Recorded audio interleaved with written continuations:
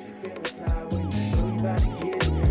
You don't know the feeling, thinking about a million, watching it materialize right in front of those who win it. Take it from you and you realize it ain't all about the digits, about the way it makes you feel inside when you know you about to get it. Dreams of being higher, dreams of being blind. Welcome to the Audiobook. My name is King Hoodie, and I will be presenting you with Materiali, my top 10 manifestations. This book is about the top 10 dream experiences, possessions, and life-changing moments I've manifested using imagination, hustle, and the law of attraction. Each situation was radically different from the last. No one area stands out as possible or impossible. I know fully and completely the power of these techniques and will continue learning and expanding on them for the rest of my life. I did not create any of this knowledge. It was taught to me, secondhand, by incredible mentors such as Napoleon Hill, Kevin Trudeau, and Earl Nightingale. Look up any one of these great men, and you will see why so many millionaires credit them for much of their success. This book is not for people who have no imagination. Like Albert Einstein said, the imagination is the preview to life's upcoming attractions. I am no master at this stuff yet. I just want to share what I've been able to create thus far in my life. If you follow me online, listen to my music, or are just a fan of the law of attraction, I'm sure you will get much value from these testimonies. Read this with an open mind, and the sky's the limit on what you can and will create for yourself. I'll see you at the top. Chapter 1. Love and Girlfriend. Anyone who knows me well knows that I'm a sucker for love. I don't know why, but I am. I watch anime, action movies, and read dope books all the time. But no matter what the topic is, I always find myself 1,000 times more interested when there's a great love story in it. The second a fiery girl with a lot of heart and a no-nonsense personality shows up, I can't wait to see who she falls in love with. I'm sure this can be traced back to my childhood somewhere, but I don't know or care enough right now to figure that out. What is important is that for as long as I can remember, watching an incredible, action-packed love story on TV was my favorite thing to do. Love has always been important to me. In middle school, I was anything but a ladies' man. I was young, goofy, uncoordinated, and had no game at all. Most unfortunately, however, I was broke. So my outfits and haircuts were never on point. Needless to say, all the pretty and cool girls paid me no mind. Sometimes they even ranked on me. By the time high school rolled around, my finances were still laughable. But I grew a few inches, gave more attention to my appearance, and began getting noticed by more girls. Still, though, they weren't the girls that I had my eye on. I began unconsciously using the law of attraction years before I ever knew it was a thing. At night, before I went to bed, I would put on my headphones, listen to my favorite songs on my MP3 player, and imagine the perfect girl for me. At the time, I would just use the faces of the girls who I liked most at the school. I was 15 years old with no license, but I would imagine pulling out of the driveway of a nice house, driving a nice car, and spending quality time with a beautiful girl in my passenger seat. I imagined she would be all about me, have a beautiful smile, and be very loving and wholesome. Someone my family would love and who would love me just as much as I did her. I would lay in this state for 45 minutes to 2 hours, most times falling asleep in pure bliss within my imagination and the love I was experiencing with the girl of my dreams. Literally, of my dreams. Side note, I never actually approached the girls whom I fantasized about. I was much too afraid. However, knowing what I know now about how the universe works, I'm sure that had I put myself out there and asked her out, she would have surely said yes, even if it was just a date. Time passed. I eventually graduated high school. I became more self-aware and got my swag together. 4 years lapsed from the time when I first began manifesting my perfect girl. In fact, I had forgotten all about that. Assuming I was just wasting my time daydreaming about girls instead of actually going out and pursuing women I was interested in. At age 19, I found myself working at the front desk of a gym. Now, this is a job that brings you into constant communication with hundreds of people every day, which is great for your social skills. As you can imagine, I got to know quite a few beautiful women there, but no one truly special. After an awkward encounter with one girl in particular, I actually swore off women for a while and vowed to be celibate. That same week, a girl walked into the gym that would change my life forever. Enter Chantel Latrice Moreno, 5'5", brown eyes, professional attitude giver. Trust me when I tell you she didn't seem to be much to look at first. She wore baggy basketball shorts, a cut t-shirt, and mismatched socks tucked into worn-out basketball sneakers. A tomboy. She was extremely quiet and antisocial at the gym, which caught my attention. I intended to speak to her one day, but every time I saw her, I heard a voice in my head that I had never heard before. Tell me, don't. Be patient. Which was strange, but I listened. It wasn't until my third time seeing her that we actually spoke. I was working at the front desk, and she just happened to be sitting in the lobby, which most people didn't do. After seeing her sit there for nearly 45 minutes, I decided to call her over. I asked for her number, to which she replied, "Why don't you just give me your number so I can hit you up whenever I feel like it?" LOL. With a smile, I gave it to her. 2 days later, she called me, and we spoke on the phone for nearly 3 hours. From the beginning, our communication was extremely natural. It felt like we knew each other for years. That following weekend, we went out on our first date. Towards the end of the night, I leaned in for a kiss. When she very gracefully denied me, I knew I needed to know everything about this girl. We started hanging out, then more frequently, eventually forming a strong friendship. A friendship that turned into a powerful romance. That was almost 10 years ago. And to this day, we're still madly in love. She's my best friend. We've gone through everything you can imagine and would still choose each other. Now, here's the incredible part. 4 years earlier, I would lay in bed at night listening to my favorite songs, fantasizing about the girl of my dreams. At the time, all I would experience was music, her, and the feelings of love and happiness with someone who was beautiful and warm in the passenger seat of my car. The first time we ever hung out was in front of her house. She was actually sitting in the passenger seat of my car while we talked and listened to music. And I felt the exact same feelings I would feel every night while imagining the girl of my dreams. She has proven to be more than I could have ever hoped for in a partner. At the time, I didn't know when I would experience such a powerful love and attraction like this. But I knew one day it would happen. And it not only happened, it happened exactly how I imagined it would. She was my first manifestation.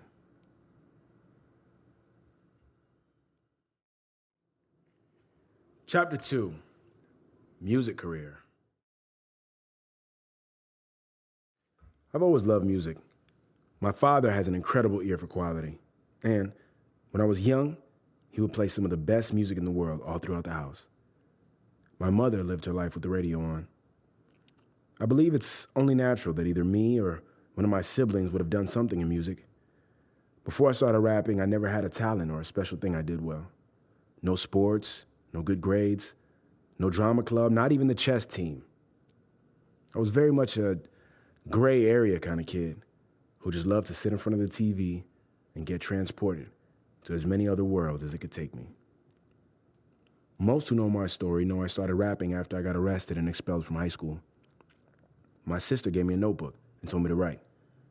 Like a journal, but I thought she meant for me to rap. After spitting my first few bars, I was hooked.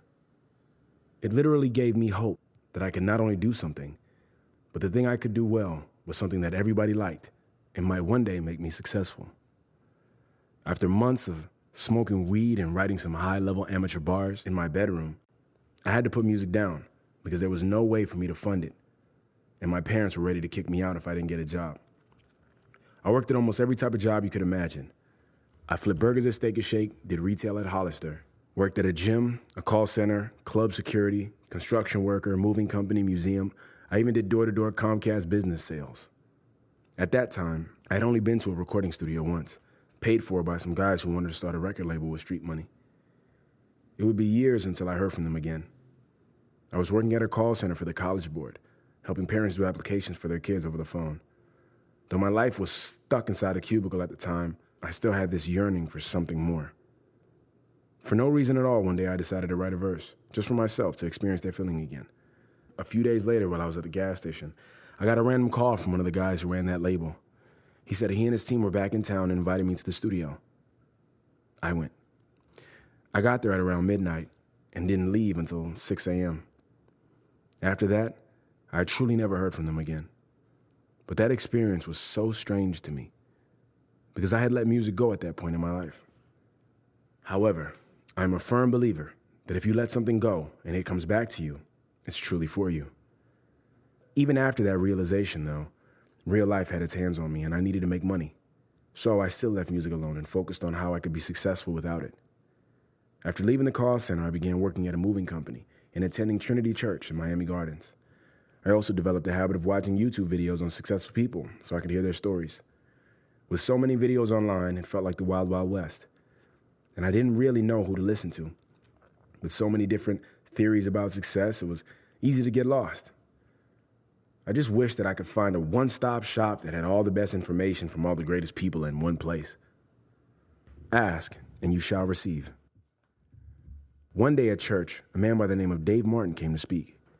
He was a tall, bald, white man that looked like Steve Wilkos with a country accent. He was a great speaker, and I was hooked to almost everything he said. He ended his speech with, if you want to learn from some of the greatest minds in the world and not have to read 50 different books, then get my new book. We did all the work for you. His book was called 12 Traits of the Greats. This book took the 12 best traits of the most successful people throughout history and put it in a clear, simple format. They literally did what I was asking for a few days earlier. Though I had never fully read a book before in my life, I bought that book immediately. It just seems so crazy that the man had exactly what I was asking for, exactly what I needed. Also worth noting, I didn't outwardly tell anybody what I was looking for. It was something I only said to myself with conviction. The start of me reading that book was the most painful and excruciating experience of my life. Hands down, I couldn't do it. If you've gotten this far in this book, you're already much better than I was when I first started. I could not keep my eyes open. It was extremely boring. And I felt like the inside of my head and skin were on fire. How could people like this? This is boring. But I was committed to finishing what I started. I fell asleep 3 times while reading the first chapter. Still, I would wake up and keep reading. After about 2 hours of this hell, I took a break. As I walked through my house, I almost knew for certain that I could move things around with my mind. That's how intense my first reading experience was. Shortly after, though, as I read more and more of the book, a great change began to take place inside of me. My comprehension was expanding, and I began to see the world differently the more I read. The most important part of this story being that at the time of me reading this book, my only focus was to be successful at something. I didn't even care what, just to be good at something. Then I read a section that completely changed my life. A specific chapter in the book that talks about fear had this statement in it, and I'll make it bold so you know I'm serious. It said, if you are truly afraid of failing at something, then the presence of that fear may be a key indicator that you've accurately identified what you really need to be doing with your life. Powerful. I had never heard anything like that before, and I quickly said to myself, oh, well, I guess. But I'm not really afraid to fail at anything, though. Except music. I would hate to fail at music. Right then and there, my life changed forever. I finally got it. It just popped into my head randomly. I wasn't doing music, thinking about it for years, or focused on it at all. I was looking to do something else with my life, but it just came out of me. And when that was the only thing I knew to be afraid of, I understood what I had to do. To this day, I'm still scared of pursuing music. That's why I do it. Because I know now that fear is a compass, and will only point you to where you need to be. When you run from it, you run from the best version of yourself, the greatest you could ever become. I outwardly let music go, but the hope was still alive in my head, and it manifested itself in so many different areas I had no choice but to pursue it. I wouldn't go for it, but because the universe listens not to our words, but our feelings, it kept bringing me what would fulfill me the most. As humans, we may think we're pursuing a job or money or success, but at the end of the day, it's actually fulfillment that we want. Since then, I've made music my number one focus in life, challenging all my fears along the way. It has been the most gratifying decision I could have ever made, and it all started with the desire to do it years earlier. I used to dream of this, and now I experience that feeling in my real life every day. My second manifestation is my music career. Chapter 3, Jeep and Condo. I feel like I'll be able to tell who read this chapter based on the fact that you'll have a new car. So, in advance, let me say this. I don't have any gas money for you, but still come pick me up. All my life I've wanted a nice car. It just seemed like the greatest accomplishment in the world, and the true measure of success for anyone who grew up like me. A nice crib too, but mainly a nice car. My sister introduced me to the law of attraction in 2010 with the movie/documentary, The Secret. Since then, I thought all I needed to do to attract a new car was think about it and look at pictures of it all day in order to get it. It never came. No magical new car, no random big amount of money, no nothing. Just feelings of doubt and indecision. Though I enjoyed the imagination process, still, a small voice inside of me kept saying, this system works. I just got to figure out how to make it work for me. In the meantime, I'd be driving around town in some of the most beat up cars you can imagine. Since my parents never had nice cars, it didn't seem so bad. We were used to junky old cars. In 2016, I came across some tapes by a man named Kevin Trudell. They're called Your Wish is Your Command. You can find them online. I listened, but I didn't truly start paying attention until one tape in particular, where he said, to everyone who saw The Secret, this is why it hasn't worked for you. He went on to explain that while most people know what the law of attraction is, they're incapable of using it or truly getting what they want because of their belief system. It was like Robin Williams in the movie Hook, when he couldn't eat the food everyone else was eating because he had no imagination. I enjoyed what I got from those tapes. I would listen to them every day and genuinely feel good about what I was learning. It wasn't until almost 5 years later, though, I guess my brain finally matured, that I was able to fully grasp and understand what he was saying. There was a small window of effort and fearlessness that you need to put in order to have what you think about to be manifested. This book will show that for every goal or possession I have, at some point, I put in the physical key for its attainment.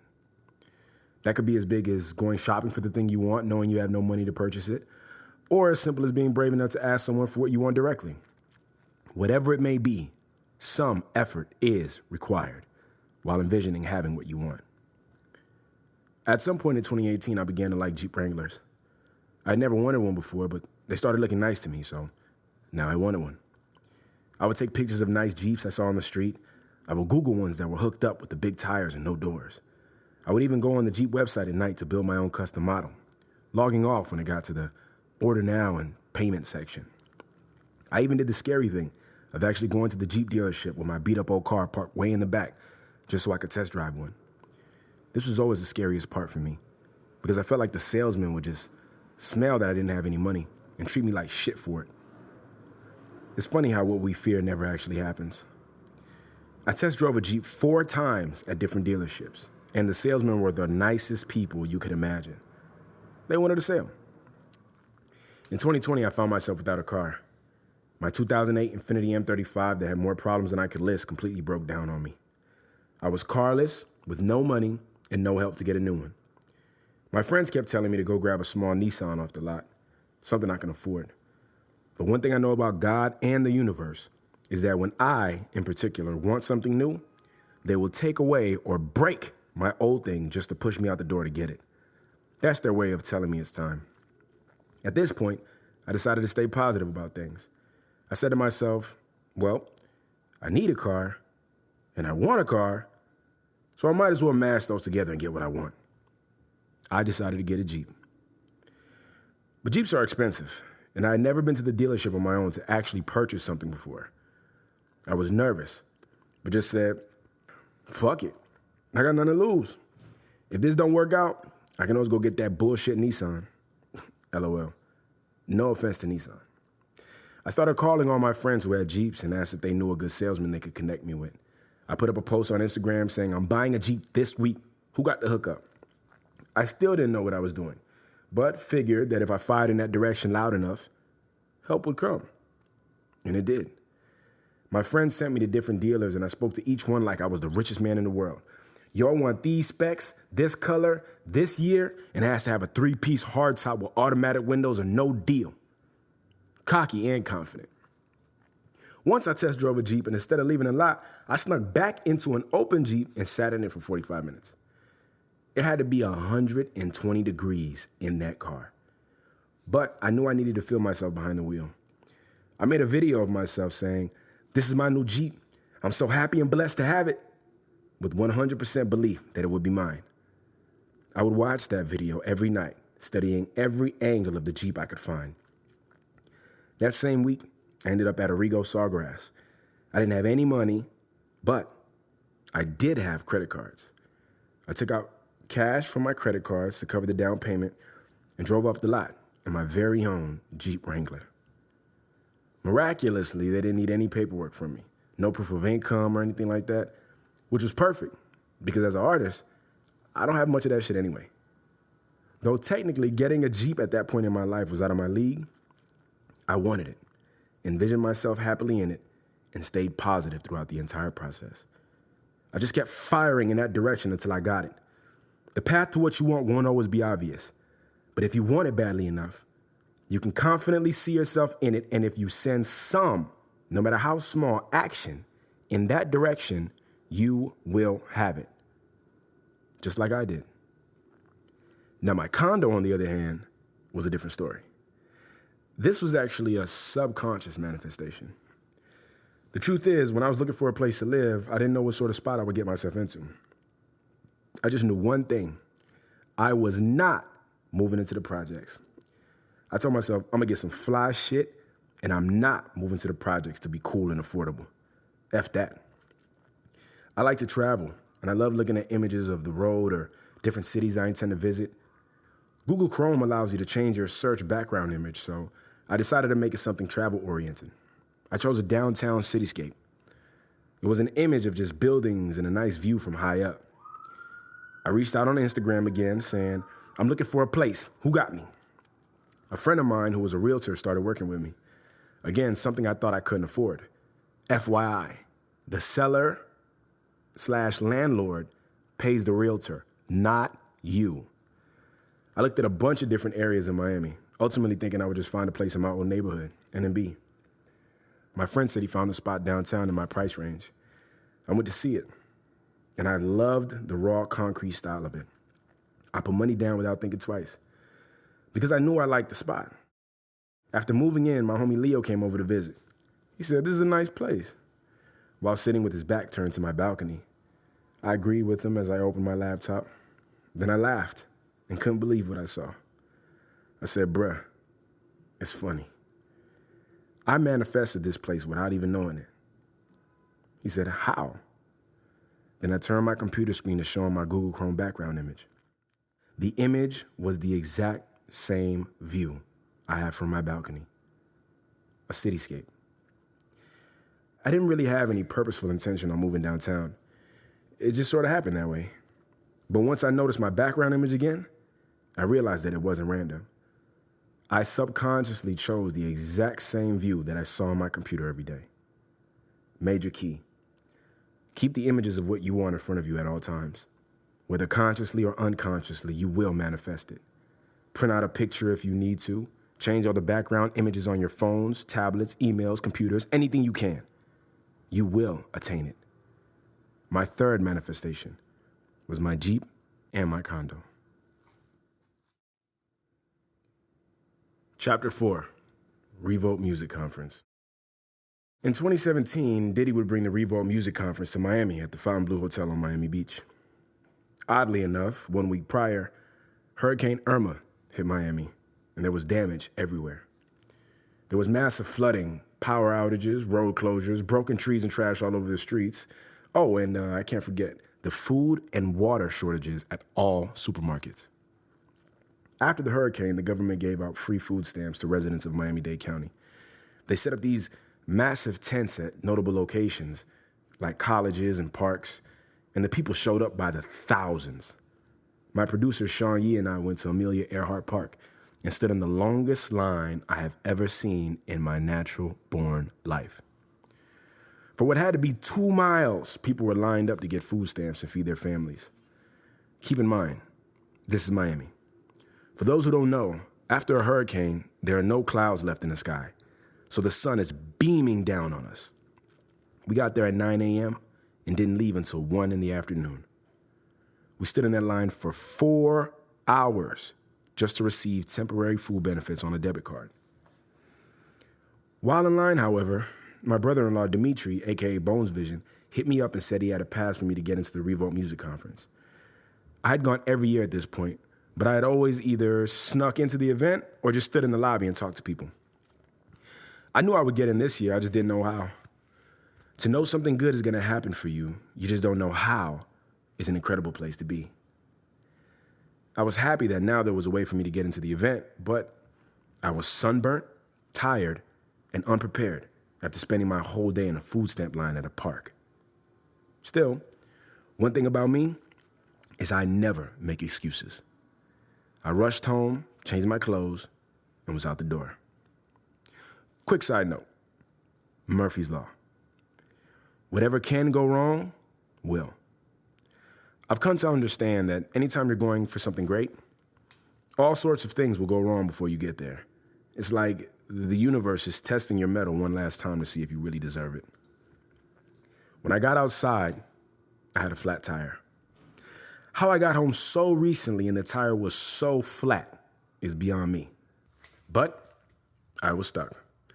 Since I only had 1 pass, I couldn't invite a friend in exchange for a ride. My only choice was to Uber. It was one of those Uber rides where you don't really know if you have enough to cover it, but you call the car anyway. 30 minutes later, I was at the hotel. My brother-in-law met me outside to give me the pass, only to find out he really didn't have an extra pass. It was more like renting it. 2 of us would use the pass to get in, then take 1 off and get more friends in. We passed around the same wristband the entire event. I normally love Revolt, but this time I was just out of it. I was tired from standing in that line for hours and tired at the fact that I had to stand in that line for hours just to get food credit. I stood in the lobby and saw all types of rappers, singers, and entourages dressed nicely from head to toe with all that promo material. And here I was, alone with not even a business card to hand out. Needless to say, I was pretty down on myself as I sat in that lobby.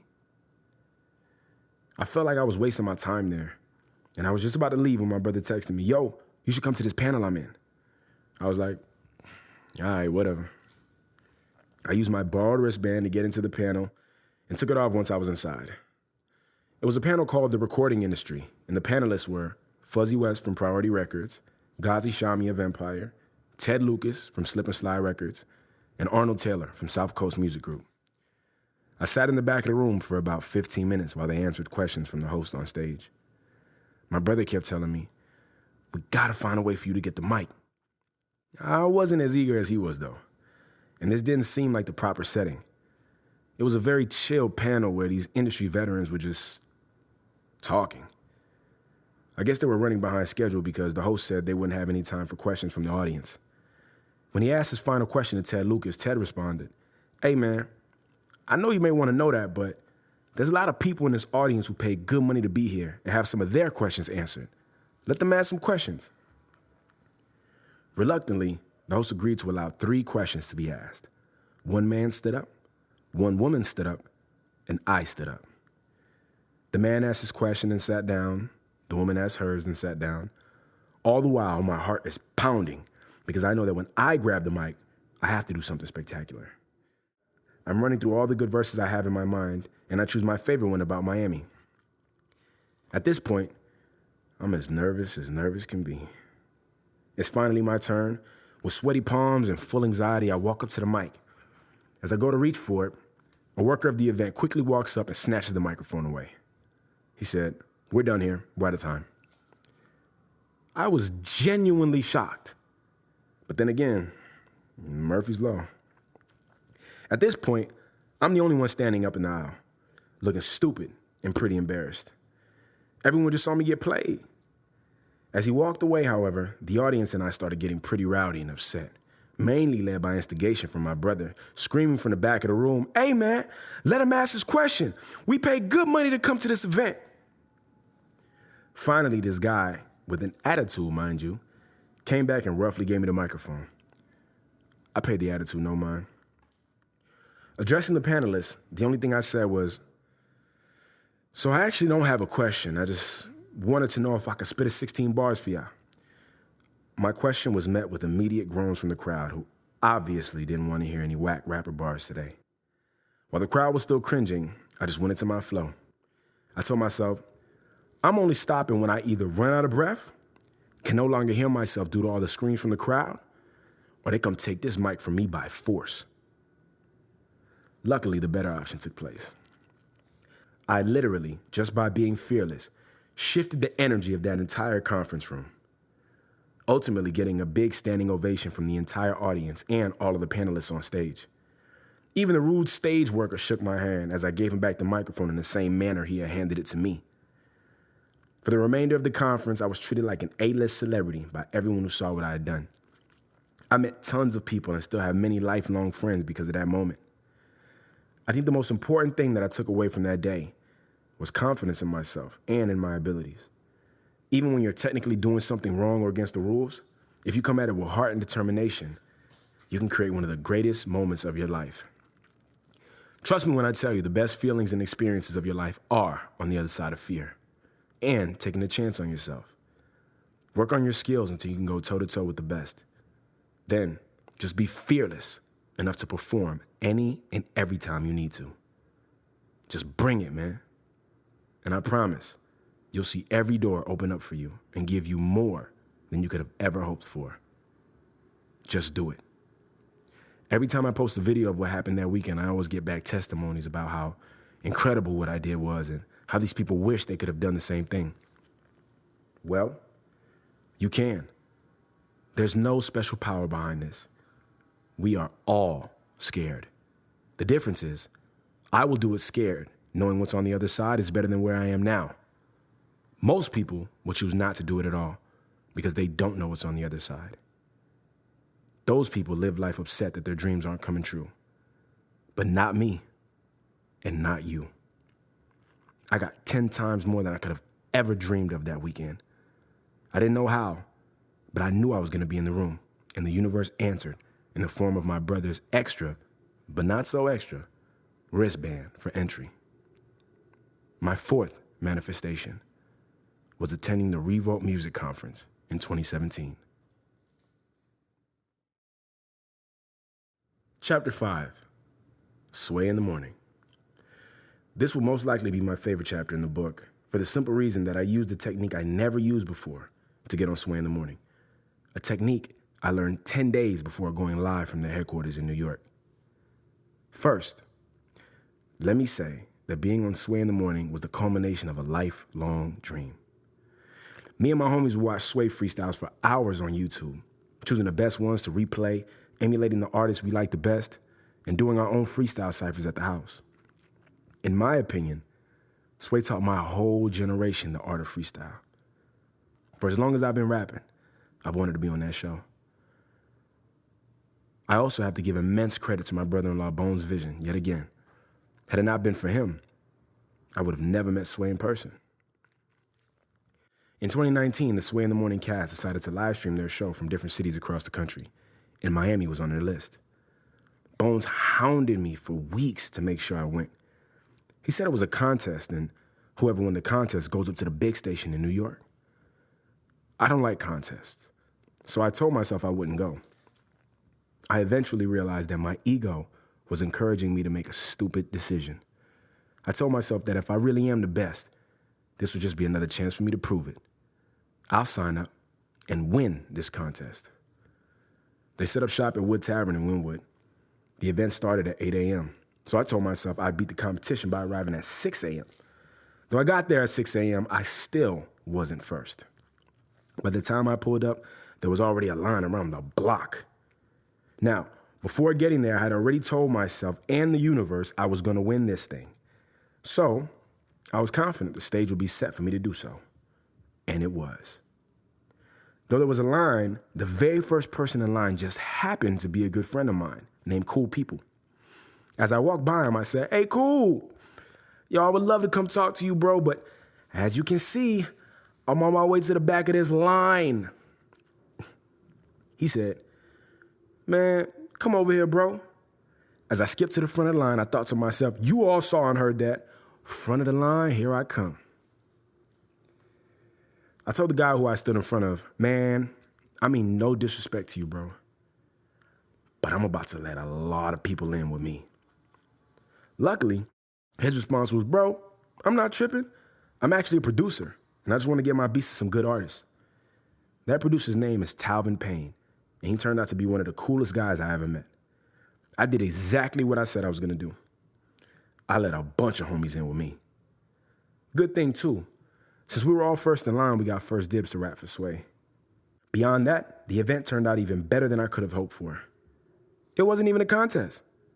They were just allowing artists to come freestyle over dope beats live on the air. Either way, I came prepared. I had about 15 pre-written verses in my head, plus I had practiced freestyling off the top the entire week leading up to the show. So I was ready. Preparation beats talent every time.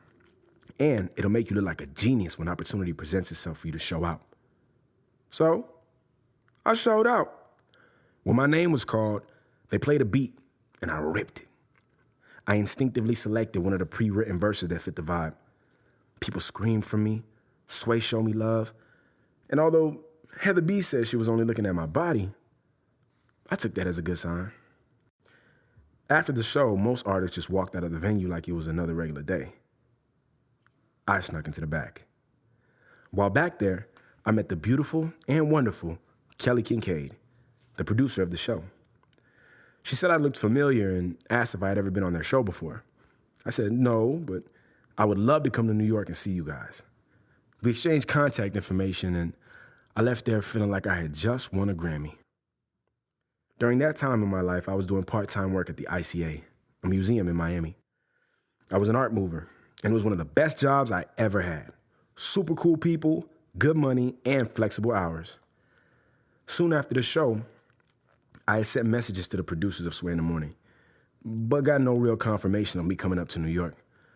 A few months went by like this, but I wasn't stressed, and I didn't need to be. I would soon manifest the moment I was looking for. Since 2016, I've been listening to these secret tapes called Your Wish is Your Command. It's a 13-part series created by a man named Kevin Trudeau, where he speaks on the secrets of real-world manifestation. One day, I was on my lunch break at the museum, listening to the tapes, and I heard them tell a story of the world's greatest pool player. Assuming he was using the law of attraction to win his games, they asked him, "Before you shoot, what do you think about? Are you imagining the ball going into the hole?"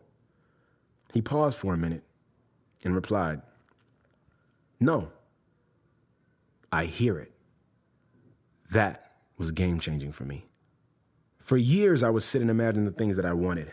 But at that moment, I realized I had never put any sound into my visualizations, as if when I got these things, I would be deaf or something. So I decided that for the next few days, I would sit in my car on my lunch break and imagine being in the Sway in the Morning studio, rapping my heart out, with all the sounds and feels I could think of. There's this theory that if you hold on to the image of what you want in your mind for 68 seconds or longer, it has to come to pass. I would sit in my car and visualize this scene for 5 minutes or more every day. I would just get completely lost in the moment. It felt so good. And since I had already rapped in front of Sway, I knew what his voice sounded like when he called my name on the mic. I kept envisioning being in that moment while I was physically in my car with a smile on my face. I had visualized this scene for years before, but I never focused on the sounds of it until then. Not too long after starting this habit, I began planning a college tour with a stop scheduled in New York. The next time I spoke with Kelly, instead of asking when they would be available, I told her, "Hey, I'm going on tour. I'll be in New York from the 8th to the 13th and would love to stop by your station while I'm in town." People are always willing to be a part of something that's already moving, instead of something that's just words with no action behind it. She responded, "Okay, why not come to the show November the 9th? To which I replied, "I would love to."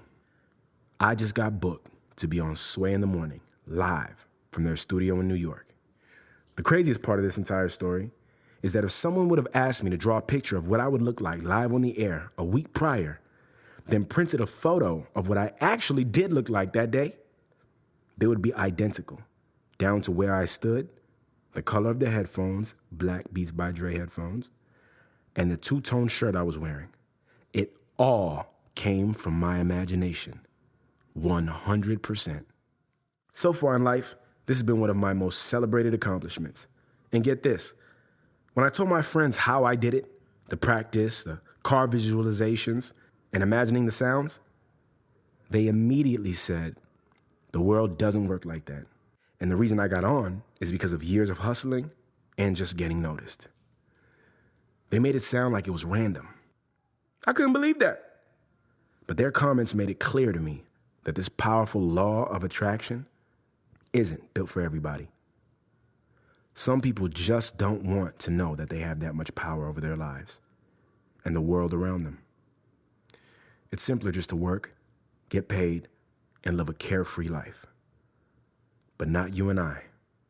We know there is much more, and we won't stop until we experience all that we are capable of. This experience changed my life, and I still use that 5-minute manifestation practice every time I want something new. Sit still, cross your arms and legs, and imagine exactly what you want to the finest detail: sights, sounds, touch. And hold that image in your mind, feeling the feelings of gratitude for 5 minutes every day. I did this for 1 week straight before I got the message that I would be going up to the morning show. It works for believers, and it doesn't work for non-believers, just like everything else in this life. But do it. My 5th manifestation was going live on the Sway in the Morning radio show. Chapter 6, Going Viral. For as long as I've been making music, and as long as I've had social media, I've wanted to go viral. I think everyone does at some point, but when you're an up-and-coming rapper, it can be much more life-changing for you than the average person. The thought of your work being spread around the world overnight and millions of people listening and liking what you made seems like the greatest miracle that could ever happen to you. But it's not a miracle, and it happens every day to certain people. We content creators even go into meetings nowadays using phrases like, "How can we make this go viral?" With that being said, chasing ideas we think can make us viral can also drive us lame and crazy. I don't recommend it. Just make good shit and push it to those who like it the most. Still, massive overnight exposure in this day and age is possible, so at some point, I began focusing my efforts on going viral more than I had before. Go viral is something I would tell myself all the time. My life is crazy. I can and will go viral. One day I'll wake up and Beyonce or somebody will have reposted my content and the world will know my stuff. In September of 2020, me and the team had a road trip planned from Denver, Colorado to Los Angeles, California. A week prior, I decided to do a series of freestyles back to back. Normally, when doing an IG freestyle, I'll just choose a beat that resonates with me. Most of those end up being a Drake or a J. Cole beat. This particular freestyle, however, I chose to use the WAP beat by Cardi B and Megan Thee Stallion. Side note, when I told my business partner I was going to rap over this beat, he immediately told me that it wouldn't be a good idea. He said the song didn't really go well with my brand, but I could rap on any type of beat. So I ignored that comment and proceeded to jump on it. It took me a day or two to compose the lyrics. With Instagram freestyle videos, I find that if I write them down, I can't remember them quickly enough for me to record a video of it, so I've learned to just keep the lyrics in my head using the Jay-Z method. Compose 4 bars at a time and memorize it, then add 4 more. Now you have 8 bars memorized, then 12, 16, 24, etc., until the entire verse is composed in your head. The WAP freestyle was no different. I just knew I had to kill the beat, probably even more so since my partner doubted me. After I composed the lyrics, it took me 3 days to record a video that I liked enough to post. Once I had the top 3 videos, the team and I chose the best one and posted it. Immediately, my followers reacted with positive feedback. This was normal. I always get my core fan base rocking with me on a freestyle video. But I did feel a surge of attention on this particular video more than the other 2 I had posted recently. I DM'd the video to friends of mine in the industry and went to sleep. The next day, I saw the video getting a good number of likes and comments. Still relatively normal, though. I kept sending the video to different people on Instagram, and after a few days, a page named WAP Challenge began following me and reposted my verse. I woke up the following day to find that Cardi B had reposted my freestyle on Twitter with a comment that said, "He's fire." My notifications were blowing up. I had so many new likes, comments, and followers through that one freestyle. I had gone viral. Fun fact, I always thought that when you go viral, it would say 30,000 new likes or something, when in fact, on Instagram, the notifications come in 100 at a time. I just kept receiving notifications of 100 likes and comments. To this day, it's still the most watched video I have on IG. It was also used to get me a private meeting with L.A. Reid and landed me as the first rapper on the Super Cindy Freestyle Cypher, which played religiously on 99 Jams, one of the biggest radio stations in Miami. Going viral is really doable, enjoyable, and gratifying. And when you've been reposted for something that you love doing, it makes it 100 times sweeter. My 6th manifestation was going viral. Chapter 7, Free Trip to LA. Have you ever wanted something that was pretty big and expensive and had no idea how to make it happen unless somebody else paid for it? Well, that's exactly what I needed in 2018. I wanted to go to Los Angeles to make music and connect with people.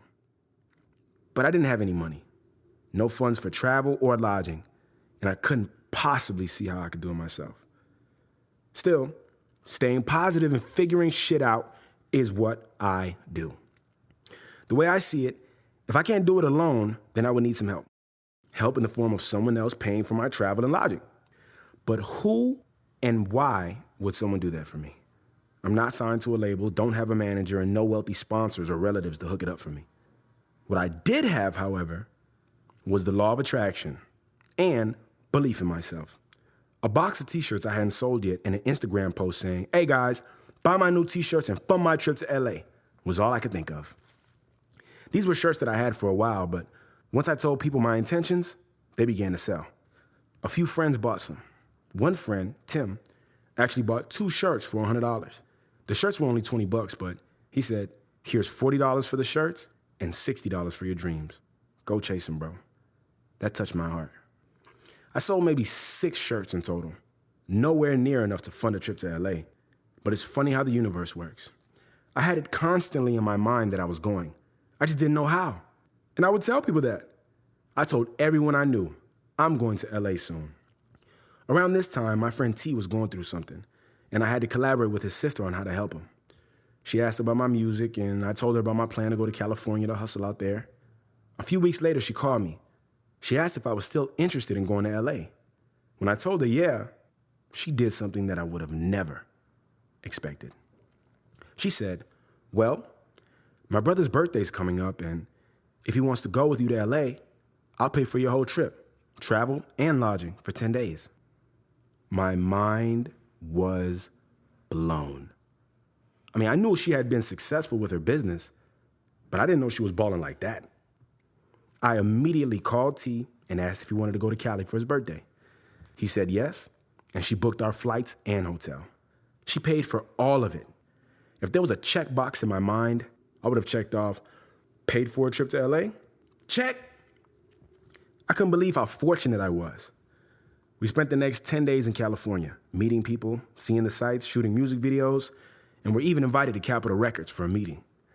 It was one of the greatest experiences of my life, and it happened exactly as I had asked the universe for it. It was once just a thought in my head with no real progress behind it. But once I got sick of seeing no action, I said to myself, fuck this.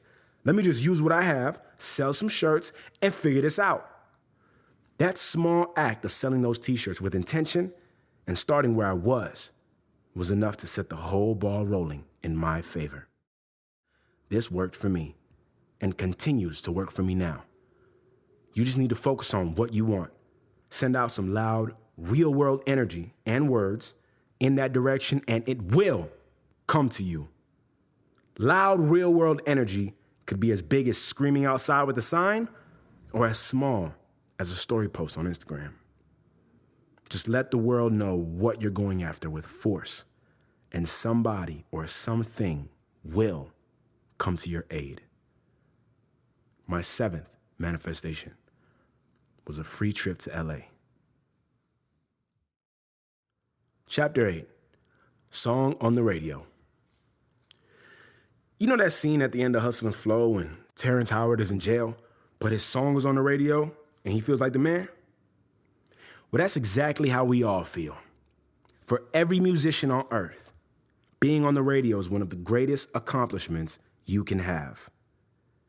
In 2020, I made it on the radio not once, but twice, with 3 different songs. I had been on the radio before in 2019, thanks to my brother Cash, but I was featured on that song.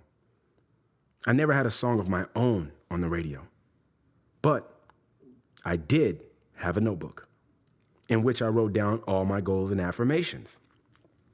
My song is in rotation on 99 Jams and all hip-hop stations in the U.S., is what I would read to myself every night before bed. Affirmations are extremely powerful. It's a key part of the manifestation process, according to Earl Nightingale and Napoleon Hill.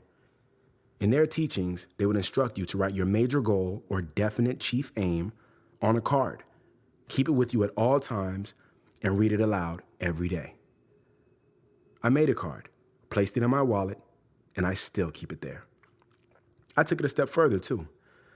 My dreams are big, so I decided to write out all my goals in a notebook and read them aloud every night. Not just read them, but do the same process I did to manifest being on Sway in the morning. I would sit, read the goal, and imagine being there with full sound. Normally, this process would last anywhere from 2 minutes to an hour. Most times, you'll be so engaged in the imagination that you won't care if this shit works or not. You feel good, and that's all that matters. After I went viral with the Cardi B freestyle, 99 Jams radio personality Super Cindy began interviewing popular people throughout the city on Sunday nights. One Sunday, they interviewed legendary producer duo Cool and Dre. Towards the end of the interview, Super Cindy asked if there were any artists they liked coming out of Miami right now. Dre responded, "Yo, there's this guy named King Hoodie.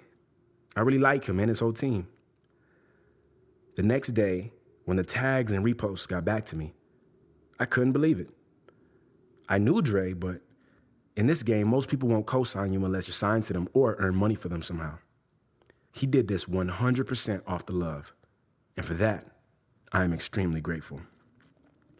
A day later, Super Cindy's team got in contact with me. They asked if I would like to be interviewed on the air. Obviously, my answer was, "Don't play." Yeah.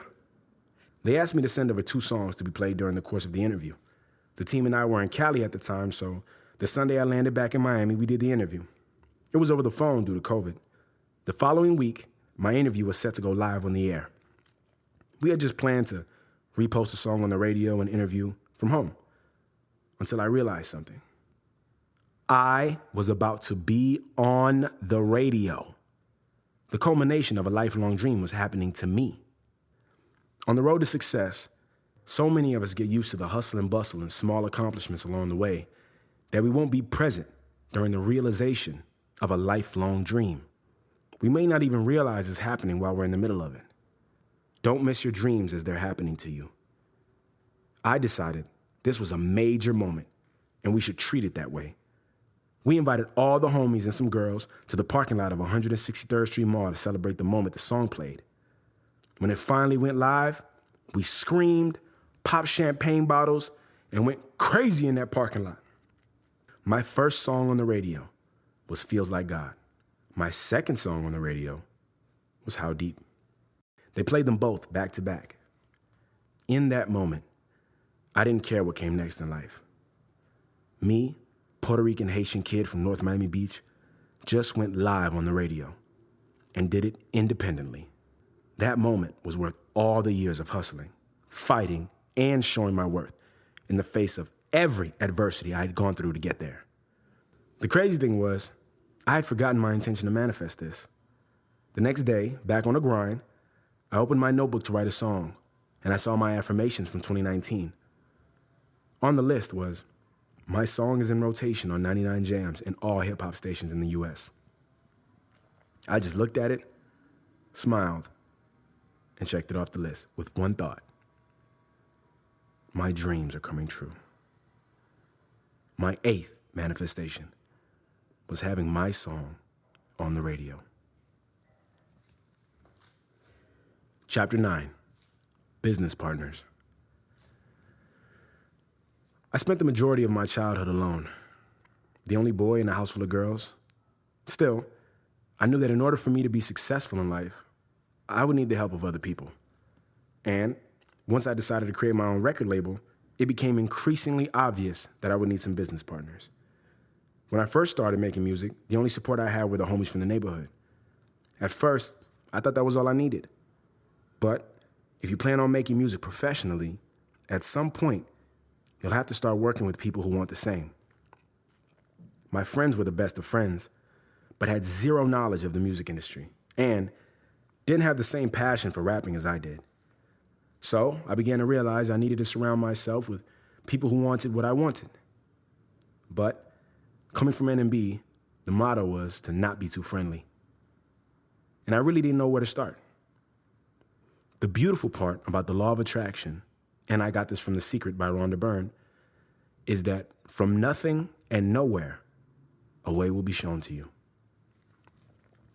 In 2015, while hanging out at my cousin's house, he randomly said, "Hey, come with me to this photo shoot." Photo shoot? My cousin works at Comcast. "Why are we going to a photo shoot?" I asked. He responded he had a friend at Comcast who also had a clothing line. The shoot was for him. Though I really had no interest in going to this shoot, I went along for the ride. We drove downtown near Miami-Dade College Wolfson campus into a parking garage where there were these guys taking pictures. 2 white photographers and the owner of the clothing brand, Run Clothing. They had a girl they were photographing and asked if I wouldn't mind taking pictures. I said sure. One of the photographers said, "All right, give me a mean mug," then snapped a photo of me. Looking at it, he said, "Damn, that's a good mean mug. Where you from?" I replied, "NMB." He said, "Nah." I didn't understand what this middle-aged white man was getting at. But then he said, "I'm from NMB." "Nah," I said. We immediately hit it off. When I was coming up in NMB, there were not too many white people in the area. But he was 12 years older than me, so his generation was a lot different. I told him I make music, and he said, "Yo, you have to link with my brother, the other guy over there taking pictures." This was Mike Apple, and his brother was David Apple, a.k.a. Apple Jacks. That week, I linked up with him at his house. We went over some music, and he offered to remake the album cover for my first project called Under the Bridge.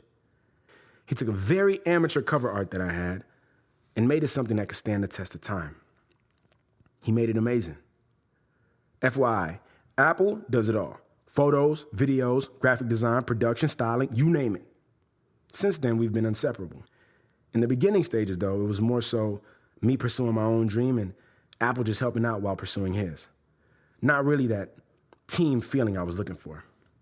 That didn't come around until 2016, when I accidentally met some really dope artists. I needed some new merch made, so I looked up a random print shop in Miami and decided to go in person. While on my way there, I decided to take local roads instead of the highway, which would have been 30 minutes faster. When I finally arrived at the shop, for no reason at all, I procrastinated in getting out of my car. I sat there for about 20 minutes, lost in thought. When I finally decided to walk inside the print shop, 3 guys jumped out of a car parked near the front door. I locked eyes with one of the guys who jumped out of the back seat. Approaching the shop, he gave me a dap. As I returned the dap, I asked, "Yo, do you work here?" He responded, "Oh, nah, I thought you did." We all started laughing. We just happened to be walking into the same shop at the same time. While there, the guy I spoke to outside handed me a flyer and said that they were having a show that Friday and I should come. When Friday came around, I went to that show, and it was packed. An indie rap show in Wynwood turned up like this, with young rappers I never heard of. I didn't know what was going on, but I wanted to be a part of it.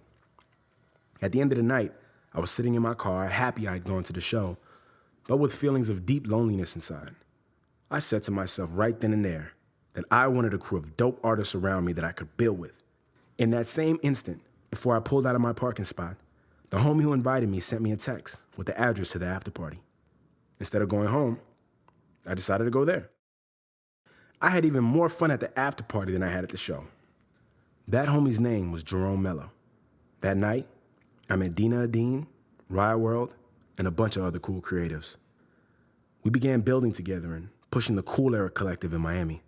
I met tons of dope people through them that I would have never met otherwise. However, they only knew people from South Miami. That worked because I knew everybody in North Miami. We joined forces, merged the 2 worlds, and dominated the city. I connected them with Applejacks and my producer Sean Yee, who had been making beats for me from the start. We all came together like Voltron, and the table was set for mad trips, dope events, and friendships that will last a lifetime. Every time we would hit different events together, I truly felt like I was a part of something special.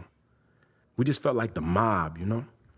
I finally had my crew of like-minded dope artists. And though most of us have gone our separate ways musically, the vibe that we set in the city of Miami has changed its landscape forever. My 9th manifestation was my business partnerships. Chapter 10, The Courage to Do It All. I probably should have given this disclaimer in the beginning of the book instead of the end, but whatever. Every step, every move, and every opportunity I've capitalized on has required immense courage on my part. I mean, scary shit sometimes. However, that is not the disclaimer. The disclaimer is this. I grew up a very shy, very timid person, and I've been afraid every step of the way. Most people who knew me growing up couldn't believe I was doing music when I first started because they practically never heard me speak or express myself. I'll sometimes catch myself and think, how did I become this person? At what point did I make the change from quiet and shy to dominating and world-shaking? I had to overcome a lot of mental blocks and real-world challenges to get here. When I was young, my family didn't have any money. I also didn't have any older brothers to show me what a young, Black, Puerto Rican, Haitian kid was supposed to be like. So, I experienced a lot of hard lessons growing up that only I could teach myself. Boys picked on me because I wasn't up on the latest trends, and girls picked on me because when they're young, they can be just as cruel, if not more, than the boys. They picked on my haircut, clothes, and most importantly, how naive I was.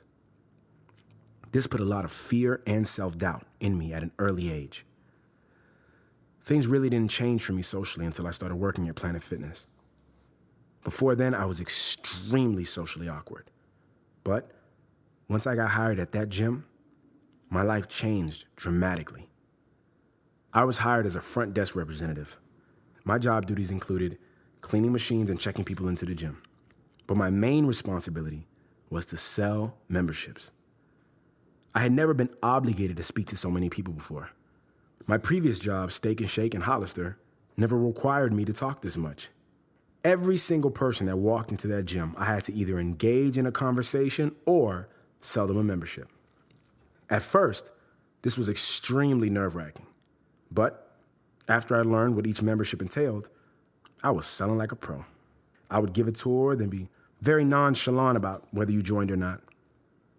I learned that the employees that seemed desperate for you to join rarely sold any. So I gave the impression that I didn't care, and folks bought from me every day. I heard somewhere once that no matter what career path you choose, the most important skill you can learn is how to sell. Being a good salesman will help you in every area of your life. I think the most important thing I learned selling hundreds of memberships for Planet Fitness is this: everyone is afraid. When I learned this simple concept, everything in my life changed. I used to think that some people were just naturally better, cooler, or more interesting than others. But after interacting with thousands of people at this gym, I began to see those latent insecurities that lie inside of people whom you would never expect to feel that way. From the most thugged out goon to the pretty prissy girl to the white cocky businessman, everyone is afraid. No one 100% likes themselves, and no one truly knows it all. Figuring this out gave me a confidence that I still hold to this day. Once you realize that everyone is scared, you'll see that there's nothing for you to be afraid of. Whether you're pursuing your lifelong dream or just walking down the street, always keep this in mind. Everyone is afraid.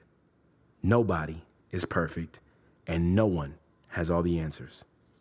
The world is what we make it, flaws and all. Your flaws are actually what make you cool. Learning how to sell to people and interacting with them when I really didn't want to gave me almost all of my people skills. Now, regular people skills and socializing are one thing. Knowing how and when to talk to people is important. But then you have those special few people that can not only speak to you, but can make you feel heard, special, and actually motivate and move you into action in the pursuit of a cause or belief. To become a mover of men and an alpha in the room was my next lesson. Once I had learned how to speak to people, my next desire was to learn how to bring something out of them, a feeling. I wanted to exist as more than just a regular person. I wanted to be great. And that next lesson came to me when I finally learned how to do what you're doing now. It came to me when I learned how to read. I mean, really read and absorb what I was reading with intention. Do you remember the earlier chapters of this book when I mentioned 12 Traits of the Greats? Well, that was the first book that I had ever dedicated myself to reading cover to cover. My original plan was to snatch up the parts that I needed and skim through and ignore the rest. But by the time I put that book down, I was changed. I left that experience with a new way of looking at the world. My mind felt sharp, and the way I spoke to people from then on was clear and well organized. I was now able to piece together beautiful sentences with a flair and capacity that I never had before. Soon, I noticed that instead of just hearing me, people would hang on to my every word. Men and women alike would agree with the points I would make, laugh at my jokes, and be willing to participate in just about any idea I would suggest to them, even if it didn't make the most sense. I became more than I could have imagined. That simple act of forcing myself to read unlocked my mind, and my mind unlocked everything else. Being able to not only speak to people, but inspire them with your words is an incredible gift. And it's a gift we can all have if we choose to activate it. These simple principles of socializing, reading, and the knowledge that everyone is afraid has enabled me to do every scary thing in my life. Someone once said, every opportunity that comes into your life comes in the form of a relationship. If that's true, investing in your people skills will be the best decision you will ever make.